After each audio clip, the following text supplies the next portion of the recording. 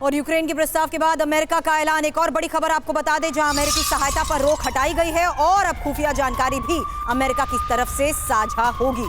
तो पिछले कई दिनों पहले आई इन खबरों के बाद अब अमेरिका का जिस तरीके से रुख बदला है, उससे यह साफ हो गया है कि अब अमेरिका खुफिया जानकारी भी साझा करेगा और अमेरिकी सहायता पर लगी रोक को भी हटाने का फैसला लिया गया है। और देखिए, ट्रंप को आया गुस्सा, रूस पर क्या प्रहार होगा। पल पल बदलते हैं ट्रंप। यूक्रेन को आर्थिक और सैन्य मदद शुरू कर दी गई है। $30 बिलियन की अतिरिक्त सहायता पर रोक हटा दी गई है। अमेरिका ने खुफिया जानकारियां भी साझा करना शुरू कर दिया यूक्रेन से। हालांकि प्रोफेसर संजय सर, सवाल आपसे करूंगी, क्योंकि यूक्रेन को हथियारों की सप्लाई पर लगी ब्रेक को हटाने का इस वक्त मतलब क्या है, और साइबर सुरक्षा में भी अमेरिकी मदद जिस तरीके से अब यूक्रेन को मिलने वाली है, तो जाहिर सी बात है ये सपोर्ट जेलेंस्की को इसके अलावा और चाहिए ही क्या इस वक्त।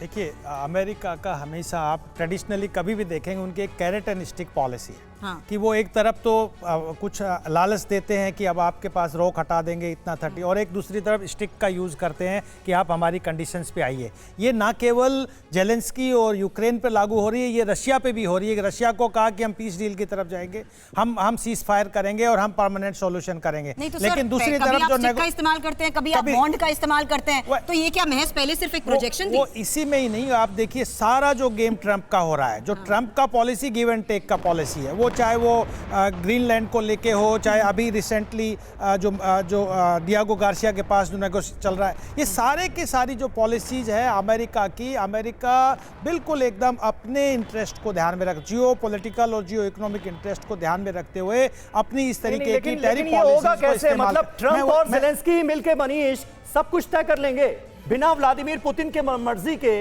वो सब कुछ हो जाएगा जो हम एक्सपेक्ट कर रहे हैं। देखिए, होगा वही जो पुतिन चाहेंगे। ट्रंप क्या सोच रहे हैं, क्या बोल रहे हैं, उससे तो फर्क नहीं पड़ेगा।